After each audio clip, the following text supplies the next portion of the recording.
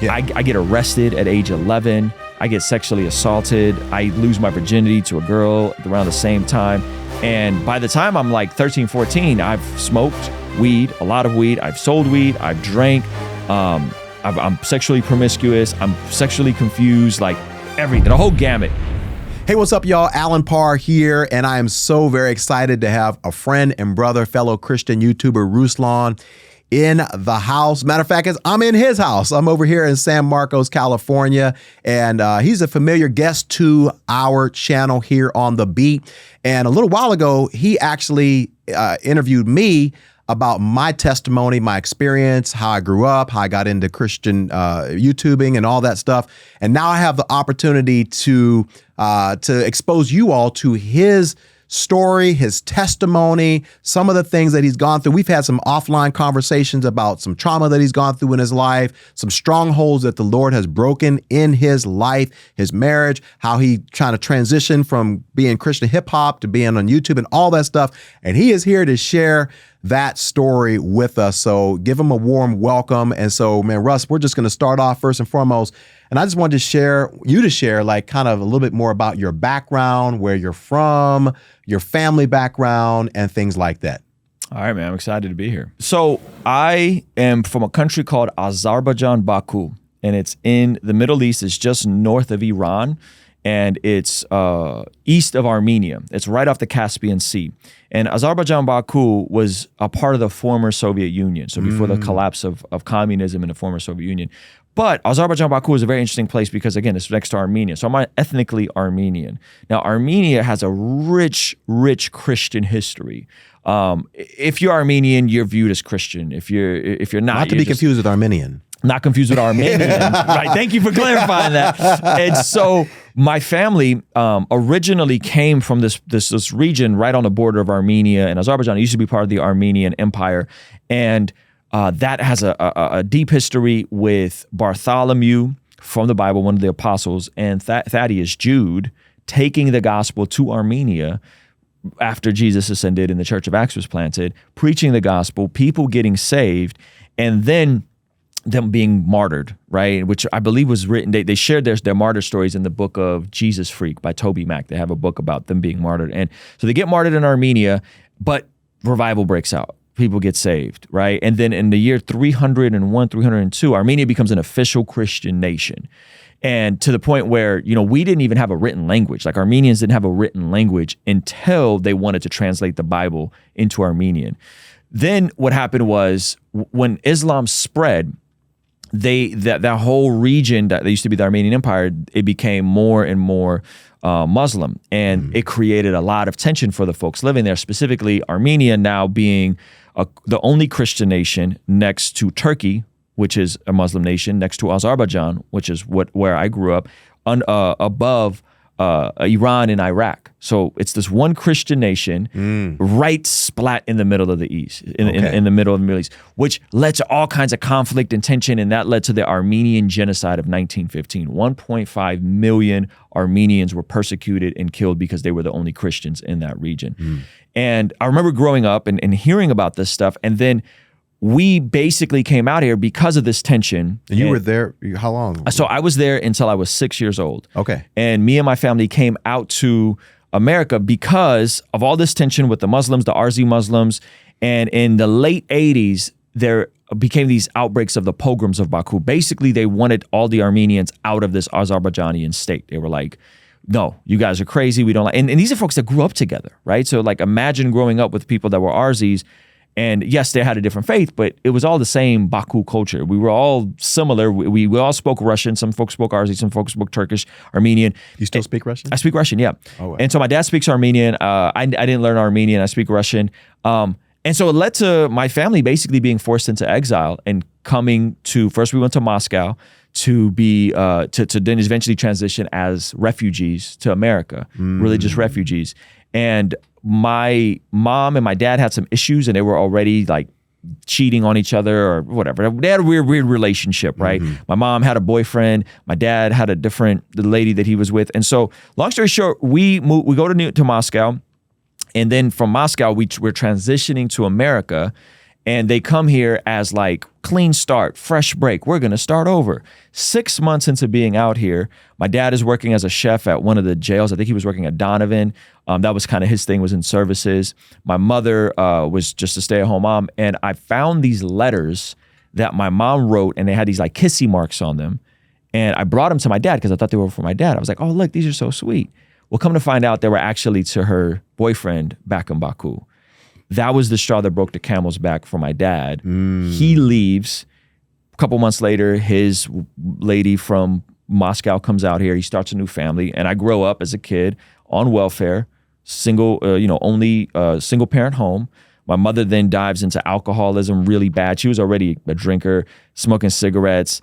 And I'm in Southeast San Diego, which was a very different San Diego in the early 90s. I'm talking about, gangster rap at its peak. Yeah. I get arrested at age 11. I get sexually assaulted. I lose my virginity to a girl around the same time. And by the time I'm like 13, 14, I've smoked weed, a lot of weed. I've sold weed. I've drank. I'm sexually promiscuous. I'm sexually confused, like everything, a whole gamut. And I came to North County. My mom saw all this happening. She saw me get arrested. She saw all this stuff happening. And we moved here to North County. And it was a fresh start. And within a matter of 2 years, I transitioned. I started playing basketball. Within a matter of 2 years, met a girl. She was kind of like going to church. So only way I could hang out with her is if I went to church on Sundays with her parents. And it was this mega church, secret church, where I heard the gospel for the first time. And I was the kid from 15 to 17. I was the kid that was in church every Sunday, putting my hand up, saying the sinner's prayer. Okay. Every week, right? Because I still had all these issues. I was still sexually immoral. And then finally, when me and her finally broke up, that's when I fully surrendered my life to Jesus in the summer of 2002, going into my senior year of high school. So it's been 20 years that I've been following Jesus. I transitioned to the church I'm still at. I've been at the same church for 20 years. Wow. I jumped into ministry right away. We would do this Bible study called the Vessel of Hip Hop, and we would just get different kids from the area in who were in high school. We would have like freestyle sessions. I would work at Pizza Hut, bring food in. So we had free food, and I'd do a Bible study, or I'd get some of my older friends that were like mentoring me to do a Bible study. And that scaled to me eventually getting married and starting music. And in the music took off, and I was fairly successful as an independent Christian rapper. I quit my job in 2015 at my church. I worked there for 2 years, and the music was cool, but the pandemic started, and I was already dabbling in YouTube, and I was like, man, I'm gonna try giving YouTube a full shot. So 2020 went really hard on YouTube, and the channel grew from like 15,000 subscribers to 30,000 subscribers in 1 week. I had KB on and Marcus Rogers on the same week, and it just exploded. Oh, wow. And that was the end of 2020. And then maybe a couple months after that, I met John and you and got connected to everybody else in the scene. And then it just took off. Yeah, and it just took off. So that's the condensed version of the life story. Yeah. But it was just kind of all kept building on top of each other. Yeah. My life gave me a paradigm of like, I'm different. God has his hand on me in a very different way. Yeah. And then the music gave me into the technology. The technology gave me an in to the YouTube and the live streaming. Yeah. Okay, man. So I got some follow-up questions. So first, you kind of skirted through the trauma piece, right? Yeah. That you experienced whenever you were young. Can you, if you're okay, can you go into a little bit more detail about exactly kind of what happened to you, how it happened, and then how did that affect you, in future relationships or even maybe in your marriage today? Like how did that experience impact you? Yeah. So remember when I told you we were in Moscow for a little bit, and in Moscow, I don't know if the times were different. I don't know if you can relate to this, but my mom would just leave me by myself sometimes. And I remember I couldn't have been no older than 6, because I remember being 6 when I came to America. But I was 5 or 6, and she would put on my favorite movie, American Ninja, on a dub cassette. But it was a different dub now that we were in Moscow. And the movie finished, the credits rolled, and I remember a porno coming on. And I could still visually see it. Yeah. Right? Yeah. And I got exposed to pornography at that age, which then opened me up to just like knowing stuff, that I shouldn't have known, like, right? Whoa, what was that? Yeah. And then I remember that leading me to, I had cousins, and like exposing myself as a kid to my cousins, you know what I mean? Trying to reenact what I saw in the video, which was like, I'll show you my privates if you show me your privates, right? And this is now I'm in America.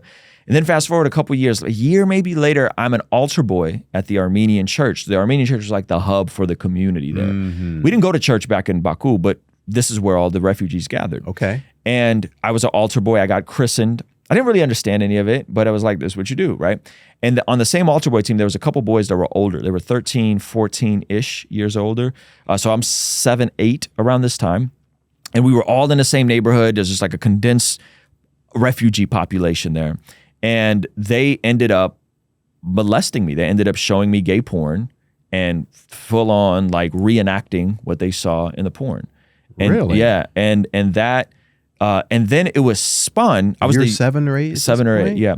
And my daughter is 5. It's weird. My son is 7. So it's weird to think about this. My son is now this age, right? And how evil that was, like how obviously evil that was. And so and maybe they learned it from somebody. Maybe somebody abused them. I don't know, right? But then it was spun in a way where like, I remember going outside and someone told me, they said the word, I never understood, because the word gay and the word blue sound similar in Russian. And so it's weird. So I remember somebody telling me like, you're gay. And I was like, what does that even mean? And they were like, oh, so-and-so told us that you did this and this with them. And I'm kind of like, wait a minute. Like, and so the whole thing was spun to make it look like I was the one that did all the bad things when I was the youngest one in the equation. And that then confused the heck out of me. I pulled away from that church. I didn't want to have anything to do with these boys. But that definitely really had me totally confused on what sexuality was, you know, and the porn, consistently looking at porn. And then there was other stuff where similar stuff happened with other boys. And then I lost my virginity to a girl at 10 or 11 years old. And yeah, it was. How's that even possible, man? Because at 10 or 11, I don't even know. I don't even know if our stuff was working at that point. So it was halfway. Sorry for being so graphic. Yeah, we just two brothers having a conversation. It was halfway working. So I was able to have an erection, but I wasn't able to. Okay. You know, the fluids weren't there yet. Oh, gotcha. Yeah. And so that completely jacked me up. You know what I mean? Like having sex that young, and it wasn't just like once. It was like multiple times with this girl that lived in my apartment complex. You know, and it was a mess. So. You know, at that point, I'm smoking weed, I'm drinking.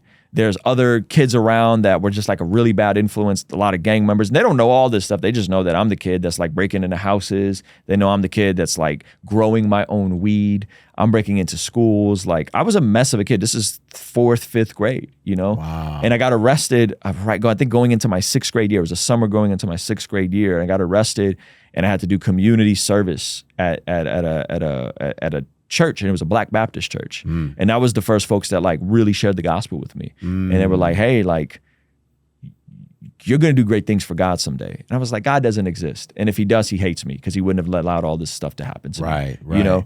And my dad's not really in my life, you know? And it was a really, really, really dark At this season. point, where was he, and where your mom moved you all here? Yep. And she was she married? No, she never. Single parent home, you said. Never Okay. remarried. But your dad was where? So it's kind of a bummer because I actually confronted him about this stuff like maybe 10 years ago. I was like, dude, where were you? That's what I was like, what happened? You know? Yeah. And so basically what happened is my mom would have these boyfriends and she would tell my dad that like, that's not your son anymore. And every time he'd come over, he had remarried and had, I have brothers and sisters that, you know, that are awesome, a brother and sisters.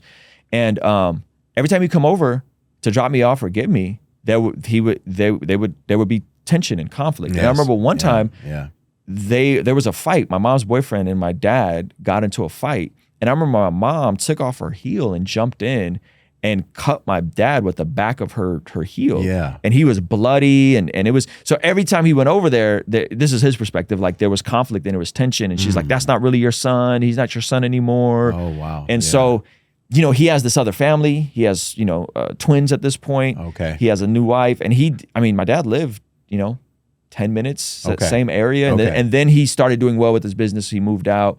He moved out of the area, went to a different area. And then that became even harder to see him. And we've since reconciled. We're since in a really good spot. And we've had to have some hard conversations about this stuff. Like, bro, like, you know, it was hard. Like, it was bad, you know? And but it's one of those things where the sexual trauma was really bad, and then it followed me when the internet hit and I could have a computer, a PC. Yeah. I mean, it was just limitless amounts of porn available. Yeah. Anytime I wanted it. And then it was like the smartphone came around, and it all kind of culminated. So we did a doctrine and theology class at my church. This is when we went through our reformed phase. And at the end of it, we redid how we did membership, and you have to sign a covenant. In the covenant, you have to say that you weren't looking at porn. And so I pulled my pastors to the side and like, hey, like this is an issue. I would go 6 months and then dive back in, and then go a month and dive back in. So I had to confess to them. And then I was like, my wife doesn't, like, she knew about the trauma, but she didn't really know that this was still a stronghold. And this was, give me a time frame. It's like 2010, 2011. You were married. When did you get married? I got married in 2008. Oh, wow. Yeah. Okay. Yeah. So it wasn't like a daily thing, but I definitely got married thinking, oh, this is going to solve it all. This is going to fix it all. Yeah. And that ain't, no, it doesn't. You know? So I confessed to my wife, and it was devastating, and she didn't know how bad it was. And that was the beginning of me like kind of getting treatment and starting the process of like. And was she aware of your trauma? She was aware of the trauma, but she wasn't aware of how much the trauma impacted me to how much of a stronghold the porn still was. Okay. Right? Gotcha. And yeah, so thankfully I got into a class called Men's Skills at my church, which was incredible. It's like a combination of Bible study and like psychology and group therapy, kind of understanding how your brain works and how pattern formations work. And I got, was able to get into therapy, and man, by the grace of God, that's not a stronghold. Like, I mean, obviously women are beautiful, and that's cool. But pornography, or even like going on Instagram and like, that's just not. I don't even have Instagram on my phone. You know, like, and so so it was not a saved, born again, porn gone. It was saved. God, I really want you to remove this. Yeah. But it didn't, and then I had to do the work, Yeah, no doubt, man. Then that's an amazing testimony. I want to talk about your Christian hip hop career and kind of a little bit more about that. But before we jump into that, what advice would you give to someone from a pastoral perspective who has gone through that type of trauma? What type of advice would you give them? What hope could you give them that would help encourage them? Because I know a lot of my listeners, you're watching this and you've been through something similar, right? You've been through some sort of trauma, sexual trauma or whatnot. If you don't get anything else out of this, just know that even though Ruslan might not have a perfect life, but like he's got, an amazing family, a loving wife, children, a successful ministry, and there's hope. There's hope for you to have not just a normal life, right? But like a blessed life, a wonderful life. So what would be your advice for somebody who kind of feels damaged goods, kind of feels discouraged because of what they've been through? Yeah. And it's surprising how many Christians there are out there. Yeah. Like that. Yes. That when I share this, and I just get DMs of like, man, I went through this and this happened. And so I would say foundationally, from a macro standpoint, you have to understand that what you believe will determine how you behave. So I had to first shift the belief that this doesn't have to remain just something I just got to deal with. There's always going to be in my life. I'm just always going to be addicted to porn. Right. That is not true. And it's hard to not believe that when that's all you've known. Right. So somehow, and maybe it's my story, maybe it's, I don't know, but somehow you have to change your belief around this, that this is not who God wants you to remain, that God can free you and through you cooperating with the Holy Spirit and all that, like it is possible, but it's going to require work. So I'd say foundationally know that this doesn't have to be your lot in life. And for a while, I thought this was my lot in life. I thought, man, I'm always going to have to keep this little secret, this little compartment, right? The second part is, I want you to understand how real keeping that little secret and that little compartment is in terms of the impact on your spiritual, mental, physical, and emotional health. We are not designed to live our lives compartmentalized with that much cognitive dissonance. By cognitive dissonance, I mean, I was on staff at my church dealing with this. I was Christian rapping all over the country, on big stages, and I had this little thing. And the degree of confusion and just mental anguish, gymnastics you got to go through, you're not designed to live that way. No. You can't do that, right? It's just, that's just not, I don't think, you're supposed to be a whole person. You're supposed to be a consistent, transparent person. Doesn't mean you're not going to struggle with it. Doesn't mean you're not going to have, issues where your flare-ups come or whatever, but that means you need to be fully honest with who you are and own it and have a safe place to confess it and work through it, right?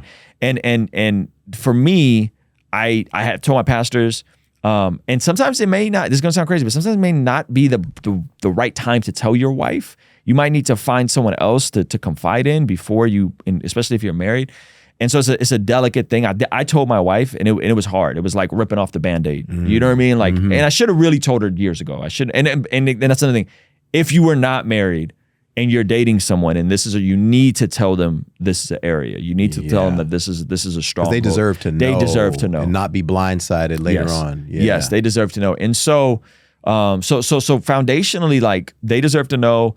And then I would say it is a process that encompasses everything. It's not just, I guess it's just lust over here and it's in this little thing that no. It's connected to what time I went to sleep. It's connected to what kind of media I was consuming. It's connected to my lack of physical exercise. Yes. It's connected to the fact that I didn't have a healthy way to release and channel my testosterone. Men and women are different. That's not to say that women don't struggle with this. Yeah, that's true. Men's testosterone and a healthy man is between 600 to 800. That's a healthy range of testosterone. Now, if you don't know what testosterone does, it is literally all the things that makes a man a man. It's what gives you your sex drive. It's what makes you competitive. It's what gives you that masculine edge. That higher end of the spectrum for a woman is 70. So a healthy man's testosterone is 10x that of a healthy woman's. Now, there's some outliers, some elite level female athletes that might get into the hundreds. So just know that, like, that testosterone needs somewhere to go. Yes, you need to do something with that, especially if you're single. Especially if you're single. Don't talk to me about that. You can't just white knuckle it. Like, you need to channel it. And so for me, this is where what I call, and I don't think I coined this, but the law of replacement came in. Is all of a sudden, if I started forming habits around other interests that for me was strength training, was working hard to the point where I was tired at 8 o'clock. I ain't trying to stay up and watch Netflix and, you know what I mean, be on Instagram. I'm going to sleep. Right. Like, I don't have time for that.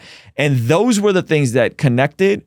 And then there was like full on freedom. I could white knuckle it for 6 months. I could white knuckle it for a year. Right. But when all these things clicked and I had a safe place to confess, I ended up getting a therapist. You know, like this isn't even something we talk about because, again, this is not like a thing, a stronghold for me.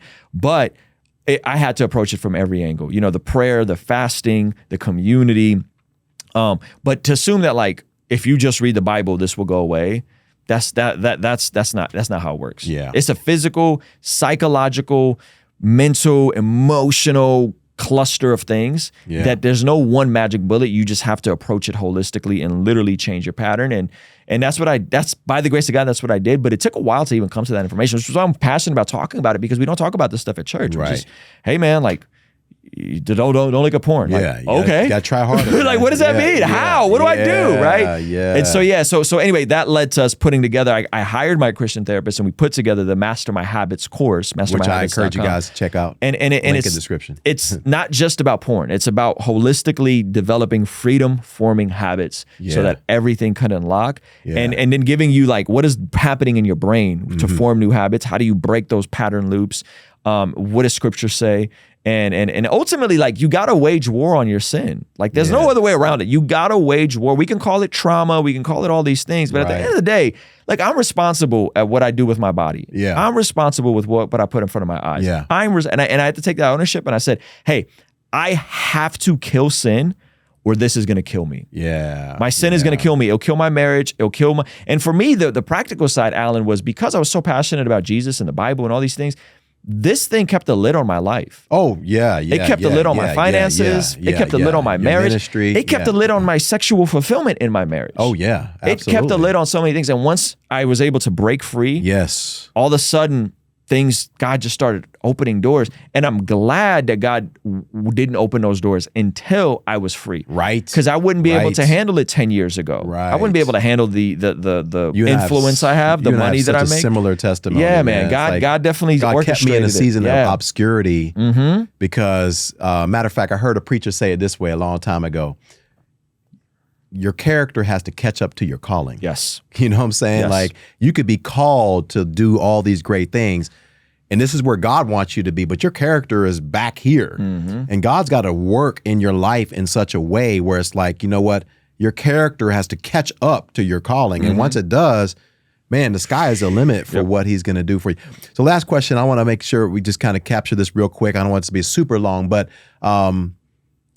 let's transition a little bit and tell me a little bit about your transition from the Christian hip hop world. Mm-hmm. You kind of alluded to a little bit earlier, to Christian YouTuber. And do you miss doing the Christian hip hop? How much do you still do it? You know, do you get the itch to kind of be on stage and doing all that stuff? Or are you pretty much content now? Kind of talk to me a little bit about like how deep were you in it? Yeah.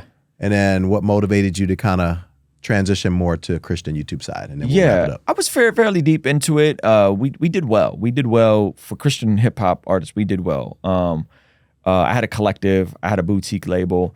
I don't miss it because with anything creative, when there's other people involved, it's a bunch of folks just like you, with trauma just like you, with issues just like you, which can create not the healthiest of environments for you to thrive as a Christian and for you to thrive as a creative and as a business person.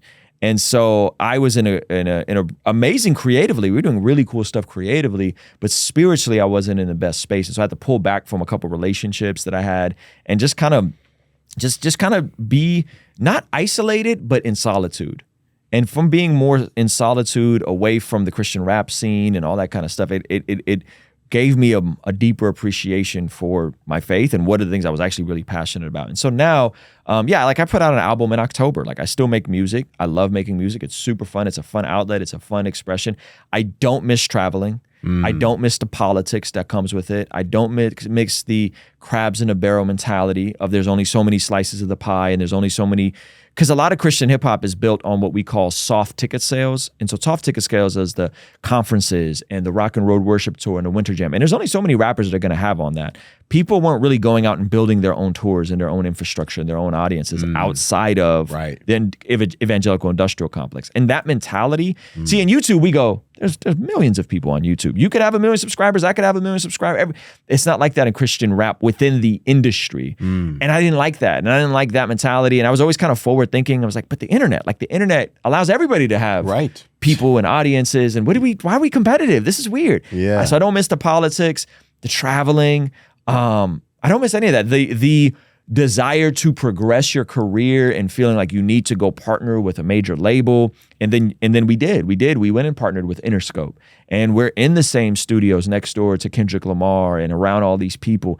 And that's a different environment. I'm not going to get super spooky, but that is a different beast and a different environment. And it's Hollywood. It's weird. And so we got it. We were doing well. I'm still friends with a lot of these major executives at these labels, and it's a tough thing. So I would say now, I love music. We're gonna put out music, but we're not doing it with the intent of like, I need to go be a famous Christian rapper. Like I so don't care. So when you ask about contentment is this interesting intersection to me of like, I am content with right where I'm at. I don't have the biggest house. I drive a 06 Prius. Right? Like this ain't the biggest I drive studio. A 09 Acura. Come on. Yeah. So I'm content with 13 years old. Yeah. I'm content with exactly where God has me. If I don't ever get any more subscribers, I'm content. But I'm also ambitious. Yes. And I also want to grow, and not as a way to bring glory to me, but as a way to say, let me be faithful with God gave me. Reach more people. And let me reach more people, because I feel like if I can reach 1 million, but I bury my talents reaching 1,000, that's not godly. Right. That's not holy. That doesn't make me a better Christian. That makes me, in my opinion, makes me a worse Christian. Yeah. So. That's awesome. Well, man, this has been great. Obviously, you and I can chop it up forever. We can go for hours, we can man. talk about all this stuff, and there's a million other things that we could talk about. But man, I'm just so glad that I was able to really let my, my community on YouTube really hear your story, your testimony, things that you've dealt with in your life. And guys, obviously I've had Ruslan on my channel before, and I'll have him on again and again and again, because like I said, we're not just a couple of YouTubers. We've actually become good friends. I'm out here in San Marcos hanging out. John McCrae is going to be here later on today as well. We're going to shoot a whole bunch of stuff. So, man, just glad that you're here. Thanks for your time, man. Thanks for having me here. And guys, check out a couple of his YouTube channels. This is the podcast room, and I'm going to put a link to this, the Blessed God Studios That's right. podcast YouTube channel, as well as Ruslan's personal channel, as well as his Master My Habits online course. And just support what we're doing. We need it. Doesn't really matter, guys. Look, it doesn't matter whether you support both of us or just Ruslan or just, one thing I appreciate about Ruslan is that he doesn't have that scarcity mentality. I don't have that either, where it's like, well, if you're going to be my subscriber, you can't be his, or if you're going to buy one of his online courses, that means you're not going to have enough to buy one of mine. Like, no, we don't get into all of that. Like, we're here to serve you, serve the body of Christ. And if something that he has can serve you, then I want to promote it. I want to give it to you. I want to make sure that you put it in your hands, because at the end of the day, we have a kingdom mentality. So, Russ, thanks so much for being here, bro. This was awesome. And we'll do it again, man. Indeed. All right, Appreciate man. you, brother. Peace.